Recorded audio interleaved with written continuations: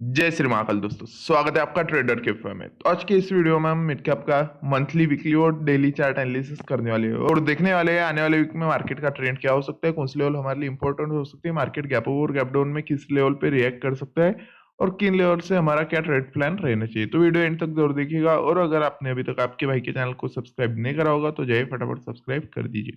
तो चलिए शुरू करते हैं mid cap Nifty monthly, weekly chart analysis video.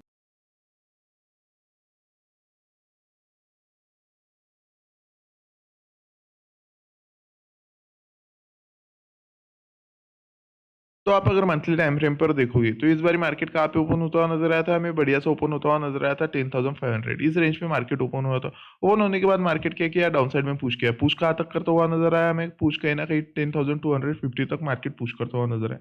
जैसे मार्केट 10,250 तक आया, यहाँ पे मार्केट को क्या मिला, रिजेक्शन मिला। मतलब यहाँ पे क्या था, बायर्स लोग अवेलेबल थे। सेलर्स लोग ने ट्राई तो करा था मार्केट को कहीं ना कहीं डाउन साइड में पुश करने का, बट जैसे मार्केट 10,250 पे आया, यहाँ से क्या मिला उसको, बाइंग मोमेंटम मिला और मार्केट क्या करता हुआ नजर आया, हमें फिर से बाइंग अपसाइड में लाता हुआ नजर आया। मतलब यही से क्या हुआ था, मार्केट में एक स्ट्रॉन्ग बाइंग अपसाइड में आया था और बाइंग आने के बाद आप देखोगे मार्केट कहीं ना कहीं हमें एक पॉजिटिव क्लोज करता हुआ नजर आ रहा है 10,728 पे इस वीक में। मतलब मार्केट में कहीं ना कहीं क्या देखने को मिल रहा है, हमें मंथली टाइम फ्रेम पर बायर्स अग्रेसिव देखने को मिल रहा है। मतलब सेलर्स ने डाउन साइड में पुश करा था, बट इतना कुछ खास पुश सेलर्स ने डाउन साइड में करा नहीं। मतलब सेलर्स फिलहाल मार्केट में बिल्कुल भी इंटरेस्टेड नहीं है। यहाँ पे हमें मंथली टाइम फ्रेम पे क्लियर कट दिख रहा है। अब हमें सेलर्स की पावर कब देखने को मिल सकती है, तो मेरे हिसाब से सेलर्स की हमें तभी पावर देखने को मिल सकती है जब मार्केट फिर से क्या करेगा, इस रेंज के नीचे जाने का ट्राई करेगा, जो कि एक सेलिंग रेंज है। इस रेंज के अगर नीचे जाने का मार्केट फिर से ट्राई करता है और सस्टेन कर देता है, तो उसके बाद में हमें कहीं ना कहीं मार्केट में सेलिंग आती हुई नजर आ सकती है। और मंथली टाइम फ्रेम पर हमारे लिए सबसे इंपॉर्टेंट रेंज बन सकता है 10,250। ये रेंज हमारे लिए सबसे इंपॉर्टेंट कौन सी टाइम फ्रेम पर बन सकता है, मंथली टाइम फ्रेम पर। और ऐसा अगर होता है तो हमारे लिए सबसे बढ़िया टारगेट डाउन साइड में बन सकता है कहीं ना कहीं 8,750 और 9,250। ये रेंज हमारे लिए बहुत इंपॉर्टेंट बन सकता है, क्योंकि ये क्या है, एक डिमांड जोन है। मार्केट अगर क्रैश कर रहा है तो यहाँ पे कहीं ना कहीं मार्केट सपोर्ट लेता हुआ नजर आ सकता है। तो यहाँ से अगर मार्केट फॉल लेता है तो डाउन साइड में आपको सबसे ज्यादा फोकस करने वाले लेवल बन सकते हैं 9,250 और 8,750। तो अब चलते हैं वीकली टाइम फ्रेम पर। तो वीकली टाइम फ्रेम पर आप अगर देखोगे तो पिछली बारी मैंने जो एक्सप्लेन किया था आपको, आप हमारे पास में एक अवेलेबल का एक अच्छा खासा डिमांड जोन अवेलेबल है, जो कि 10,200। ये रेंज हमारे लिए बहुत इंपॉर्टेंट है। क्यों? क्योंकि मार्केट ने क्या किया था, अपसाइड से डाउन साइड में जब आया था यही से रिजेक्शन लिया था। मतलब यहाँ पे क्या है, अग्रेसिवली बायर्स लोग अवेलेबल है। अब हमें वेट क्या करना था, ये जब रेड कैंडल बना था जहाँ पे हमें सेलिंग सेलर्स लोग का इंटरेस्ट दिखा था, उसके बाद में हमें वेट क्या करना था, मार्केट में 10,200 का ब्रेकआउट मिलने का। अगर मार्केट इस रेंज को ब्रेकआउट कर देता तो उसके बाद में कहीं ना कहीं मार्केट क्या कर सकता था, डाउन साइड में जाने का ट्राई कर सकता था। बट वैसा हुआ बिल्कुल भी नहीं। इस वीक में मार्केट क्या हुआ, हमें कहीं ना कहीं पॉजिटिव क्लोज करता हुआ नजर आया। मतलब मार्केट ने पिछली बारी जो ये जो रिजेक्शन लिया था, बायर्स लोग ने जो सेलर्स को रिजेक्ट किया था, वहां पे बायर्स क्या कर रहे हैं, अपसाइड में सस्टेन कर दे रहे हैं। मतलब अब फिलहाल मार्केट अच्छा खासा क्लोज करता हुआ नजर आ रहा है 10,728। मतलब फिलहाल मार्केट में बेरिशनेस बिल्कुल भी हमें दिखाई दे रही नहीं। अब आप अगर डेली टाइम फ्रेम पर देखोगे तो वहां पे थोड़े से हमें सेलर्स एक्टिवेट नजर आ रहे हैं। तो चलिए चलते हैं डेली टाइम फ्रेम पर। तो डेली टाइम फ्रेम पर आप अगर देखोगे तो मार्केट क्या कर रहा है, फिलहाल मार्केट के पास में क्या अवेलेबल है, एक सेलिंग रेंज अवेलेबल है। कौन सा सेलिंग रेंज अवेलेबल है, मार्केट जब भी 10,700 के रेंज के पास में ओपन हो रहा है, वहां से क्या आ रहा है मार्केट में, आप नोटिस करोगे तो क्या आ रहा है, एक सेलिंग आ रहा है। मतलब जब भी मार्केट इस रेंज पे ओपन हो रहा है, मार्केट क्या कर रहा है, डाउन साइड में क्लोज कर रहा है। तो इस बारी आप अगर नोटिस करोगे तो इस बारी मार्केट क्या किया, अप साइड में पुश किया। पुश करने के बाद डाउन साइड में फिर से हमें क्लोज करता हुआ नजर आया 10,728 पे। मतलब आज का दिन 10,728 पे मार्केट क्लोज किया। क्लोज करने के बाद आप नोटिस करोगे तो एक अच्छा खासा शूटिंग स्टार पैटर्न बनता हुआ नजर आ रहा है हमें। मतलब वो अप साइड से कहीं ना कहीं छोटू सा हमें सेलिंग प्रेशर मार्केट में बनता हुआ नजर आ रहा है। अब सेलिंग प्रेशर अगर बन रहा है तो हमारे लिए सबसे इंपॉर्टेंट रेंज कौन सा बन सकता है कल के दिन के लिए, तो मेरे हिसाब से कल के दिन के लिए मार्केट में सबसे इंपॉर्टेंट रेंज यही बन सकता है हमारे लिए, जो कि होगा 10,700। ये रेंज हमारे लिए सबसे इंपॉर्टेंट बनने वाला है। मैं राउंड फिगर बता रहा हूँ, ठीक है। ये रेंज हमारे लिए सबसे इंपॉर्टेंट बन रहा है, क्योंकि एक हमारे लिए इंपॉर्टेंट रेजिस्टेंस एरिया है। अगर अगर मार्केट मंडे के दिन गैप अप होता है और गैप अप के बाद इस रेंज के ऊपर मार्केट सस्टेन कर देता है, तो कहीं ना कहीं मार्केट न्यू हाई मारता हुआ हमें नजर आ सकता है। और न्यू हाई मारने के बाद अगर मार्केट फिर से 10,800 के ऊपर सस्टेन कर दे रहा है, तो फिर से बाइंग अच्छी खासी हमें चलती हुई मार्केट में नजर आ सकती है। और हाँ, अगर मंडे के दिन गैप अप होने के बाद फिर से मार्केट इस रेंज में, इस सेलिंग रेंज में आ रहा है, तो इसके बाद आपको सोचना नहीं है। क्यों सोचना नहीं है? क्योंकि आप देखोगे मार्केट जब भी इस रेंज में आ रहा है, यहाँ से क्या हो रहा है, मार्केट में सेलिंग आ रहा है। तो कहीं न कहीं फिर से मार्केट सेलिंग ले सकता है डाउन साइड में, और आपका फर्स्ट टारगेट सेलिंग साइड में रह सकता है 10,600। बट कब? अगर मार्केट फिर से इस रेंज में एंटर हो रहा है, जो कि हमारे पास में अवेलेबल होगा 10,750, ये रेजिस्टेंस एरिया। अगर गैप अप के बाद मार्केट इस रेंज में फिर से आ रहा है, तो उसके बाद मार्केट में क्या आ सकता है, सेलिंग। और हमारे लिए इस कंफर्मेशन यहाँ पे क्या है, एक शूटिंग स्टार। इस रेंज में आने के बाद आपको सोचना नहीं है, शूटिंग स्टार के भरोसे आप सीधा-सीधा सेलिंग साइड में जा सकते हो। तो अब चलते हैं 50 मिनट टाइम फ्रेम पर, वहाँ पे मैं आपको मंडे के दिन के प्लानिंग बताता हूँ और टारगेट बताता हूँ, मार्केट में हमारे टारगेट क्या रह सकते हैं, कौन-सी लेवल हमारे लिए इंपॉर्टेंट बन सकती है और किन रेंज से हमें बचना चाहिए। तो चलिए 50 मिनट टाइम फ्रेम। अब अगर 50 मिनट टाइम फ्रेम पर देखोगे, तो वेडनेसडे के दिन मैंने आपको क्या एक्सप्लेन किया था, मार्केट क्या हो सकता है, कहीं न कहीं गैप अप ओपन होता हुआ नज़र आ सकता है। गैप अप होने के बाद मैंने आपको प्लान क्या बताया था, मार्केट अगर 10,770 पे अपसाइड में सस्टेन कर दे रहा है, तो उसके बाद में आप बाइंग साइड में जा सकते हो। बट आप उसके बाद देख पा रहे हो, फर्स्ट कैंडल क्या बना, एक स्ट्रॉन्ग रेड बार बना। रेड बार बना और कहाँ पे बना, एक सेलिंग रेंज के अंदर हमें कहीं न कहीं क्लोज करता हुआ नज़र आया। अब यहाँ पे हमारे लिए सोचने का सीन था, बिल्कुल भी नहीं था। मार्केट अगर अप साइड में ओपन होने के बाद फिर से सेलिंग रेंज में आता है, तो मैं आपको हर बार ही बताता रहता हूँ कि उसके बाद आपको बाइंग साइड का सोचना नहीं है, सीधा-सीधा सेलिंग साइड में जाना है, ठीक है? उसके बाद मार्केट में अच्छा खासा सेलिंग आया, और सेलिंग आने के बाद आप देखोगे मार्केट अपना सपोर्ट पे रिएक्ट किया, बिल्कुल भी नहीं।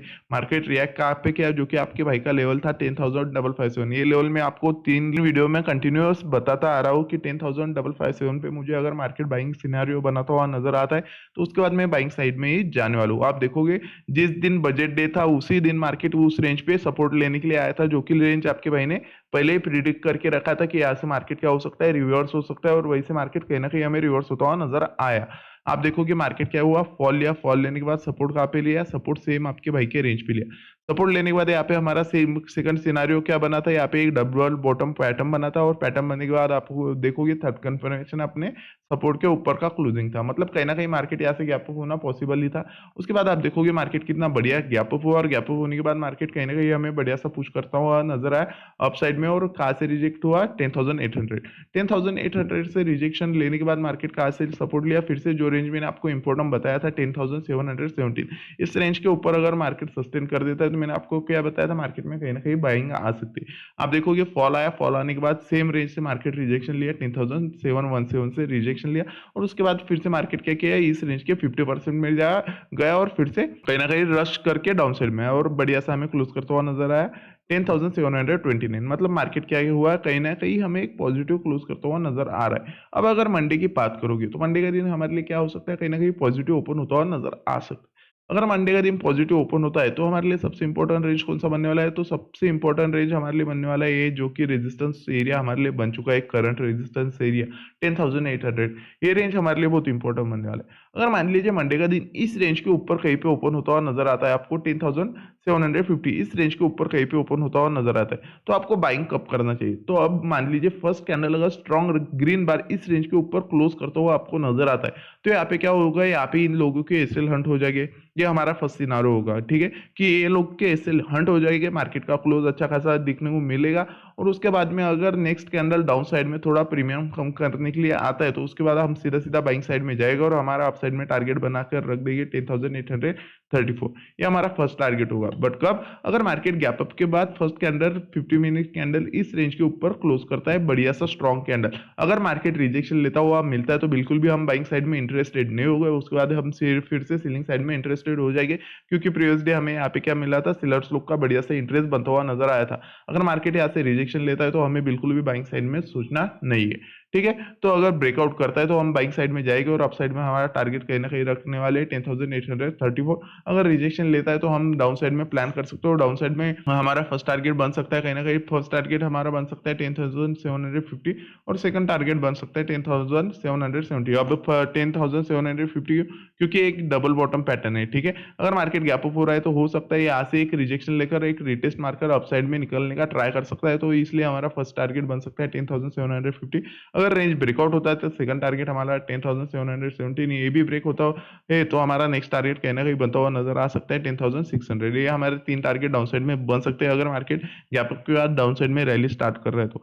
और अगर अपसाइड की बात करें, तो अपसाइड अगर मार्केट इस रेंज के ऊपर ओपन होता है, जो कि 10,800 इस रेंज के ऊपर ओपन होता है, और यहाँ पे सस्टेन कर देता है 10-15 मिनट यहाँ पे कंसोलिडेट करके मार्केट सस्टेन कर देता है और अपसाइड में ब्रेकआउट देता है, तो उसके बाद में हमें सोचना नहीं है, सीधा-सीधा अपसाइड में जाना है और मार्केट का कहीं न कहीं टारगेट बन सकता है 10,834 और 10,980, ये 2 टारगेट मार्केट के अपसाइड में बन सकते हैं अगर मार्केट 10,800 पे सस्टेन कर देता है। अगर मान लीजिए मंडे के दिन हमें अगर गैप डाउन ओपन होता हुआ नजर आता है, तो हमारे लिए सबसे इंपॉर्टेंट रेंज कौन सा बन सकता है? तो मेरे हिसाब से सबसे इंपॉर्टेंट रेंज हमारे लिए बन सकता है 10,700 और 10,717, ये हमारे लिए इंपॉर्टेंट रेंज बन सकता है, क्योंकि ये क्या है कि डिमांड जोन है और अपसाइड के लिए एक डिमांड जोन है, और अगर मार्केट इसके नीचे है तो ये कहीं ना कहीं एक सप्लाई जोन का काम कर सकता है। अगर मार्केट इसके नीचे ओपन होता है यहाँ पे और यहाँ से अपसाइड में जाने का ट्राई करता है और 10,770 या 10,700 से कहीं ना कहीं हमें मार्केट रिजेक्ट होता हुआ नजर आता है, तो उसके बाद में हमें सोचना नहीं है, सीधा सीधा सेलिंग साइड में हम जा सकते हैं। क्यों जा सकते हैं? क्योंकि मार्केट में क्या हो सकता है ना, ये एक रिकवरी मूव मार्केट में हो सकता है। मार्केट में अब फिलहाल क्या बन चुका है, एक ट्रेंड लाइन बन चुका है और आप देखोगे तो एक डबल टॉप पैटर्न भी ट्रेंड लाइन फॉर्मेशन के बाद बन चुका है। अगर मार्केट इस रेंज का ब्रेकआउट डाउन साइड में देता है और यहाँ पे रिटेस्ट करता है, तो कहीं ना कहीं मार्केट डाउन साइड में जा सकता है और फर्स्ट टारगेट हमें देता हुआ नजर आ सकता है 10,620, और सेकंड टारगेट कहीं ना कहीं मार्केट का बन सकता है हमारा, जो कि इंपॉर्टेंट रेंज है 10,557, ये सेकंड टारगेट मार्केट का बन सकता है। अगर मार्केट इस रेंज को भी ब्रेकआउट डाउन साइड में कर रहा है, तो उसके बाद में मार्केट में हमारा थर्ड टारगेट बन के आ सकता है 10,500, ये हमारा थर्ड टारगेट मार्केट में बन सकता है अगर मार्केट गैप डाउन होने के बाद इस रेंज पे हमें रिएक्ट करता हुआ नजर आता है, जो कि 10,700 और 10,717। और अगर मान लीजिए गैप डाउन के बाद अगर मार्केट फिर से यहाँ से पुश होकर अपसाइड में क्लोज कर रहा है 10,717, तो उसके बाद में आपको सोचना नहीं है, सीधे सीधा आप बाइंग साइड में जा सकते हो और आपका फर्स्ट टारगेट आप रख सकते हो कहीं ना कहीं।